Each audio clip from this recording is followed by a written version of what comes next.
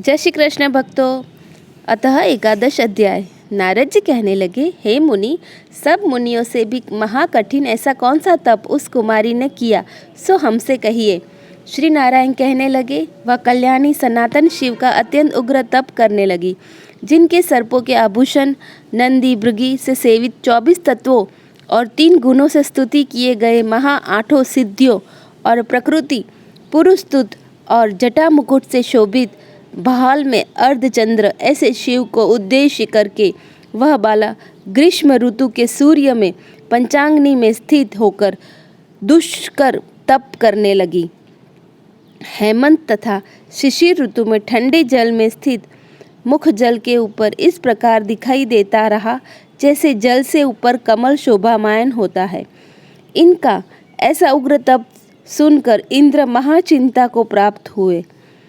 हे अर्जुन, सब देवताओं को और महाऋषियों को सराहने योग्य ऐसे उग्र तप में प्रवृत्त हुई ऋषि कन्या को 9000 वर्ष बीत गए। फिर पार्वतीपति शंकर ने इनके तप से प्रसन्न होकर अपना अगोचर रूप दिखाया। उस रूप को देखकर वह कन्या झटपटा खड़ी हो गई, मानो उसकी देह में प्राण आ गए। तप से उसका शरीर जो दुर्बल हो गया था, मानो हष्टपुष्ट हो गया। उस बाला ने नम्र होकर श्री शंकर को नमस्कार किया और विश्व वंदित श्री शिव का मनसो उपचार से पूजन किया और उसकी स्तुति करने लगी। हे राजन, जब उस मेघावी ऋषि की तपस्विनी श्री शंकर भगवान की स्तुति करके शांत हो गई, तब महाउग्र तप से उसका किया हुआ स्तोत्र सुनकर प्रसन्न मुख वाले श्री सदाशिव बोले, हे तपस्विनी, तेरा कल्याण हो, मन वांछित वर मांग। महा आनंद में मग्न कुमारी ऐसा सुनकर प्रसन्न हुए शिवजी से यह वचन बोली, हे दीनानाथ, यदि आप मुझ पर प्रसन्न हो तो मुझको पति दीजिए। ऐसा ही वह 5 बार कहकर शांत हो गई। तब शिवजी ऋषि मुनि कन्या को कहने लगे कि हे कन्या, तूने अपने मुख से कहा है वैसा ही होगा। तूने 5 बार पति मांगा, सो हे सुंदरी, तेरे 5 पति होंगे। श्री कृष्ण कहने लगे, शिवजी के ऐसे अनिति प्रिय वचन सुनकर बाला बोली, हे सदाशिव, एक स्त्री के एक ही पति हो सकता है। कहीं भी स्त्री 5 पति वाली न देखी न सुनी। एक पुरुष के 5 स्त्री तो हो सकती है, 5 पतियों वाली कैसी होंगी?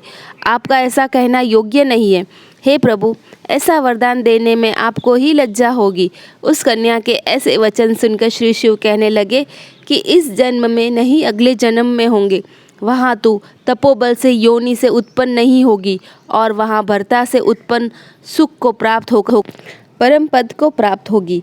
दुर्वासा मेरा ही रूप है, तूने उसका तिरस्कार किया। यदि दुर्वासा कोपामायन हो जाए तो तीनों लोकों को जला देवे। तूने अत्यंत ब्रह्म तेज का तिरस्कार किया और तूने भगवान के प्रिय पुरुषोत्तम मास का व्रत नहीं किया, जिसको श्री कृष्ण भगवान ने सब ऐश्वर्य सौंप दिया है। हे बाले, मैं ब्रह्मादिक देवता और नारदादिक तपस्वी जिन श्री भगवान की आज्ञा नहीं टाल सकता, तूने उनको नहीं पूजा और अनादर किया, इसलिए तेरे 5 पति होंगे। हे बाले, जो पुरुषोत्तम मास की निंदा करता है वह घोर नरक में जाता है, उसको विपरीत कभी भलाई नहीं हो सकती। जो पुरुषोत्तम के भक्त है वह पुत्र पौत्र और धन से युक्त है, इस लोक तथा परलोक की सिद्धि को प्राप्त होते हैं। हम सब देवता भी पुरुषोत्तम की सिद्धि को प्राप्त होते हैं। हम सब देवता भी पुरुषोत्तम की सेवा करते हैं। इस प्रकार कहकर श्री नीलकंठ महादेव तत्काल अंतर्ध्यान हो गए। तब वह बाला चकित रह गई। सूत जी कहने लगे कि हे ऋषियों, सदाशिव के अंतर्ध्यान होने से उस कन्या को भी चिंता हो गई। इति श्री बृहन्नारदीये पुरुषोत्तम मास महात्म्ये एकादशम अध्याय संपूर्ण।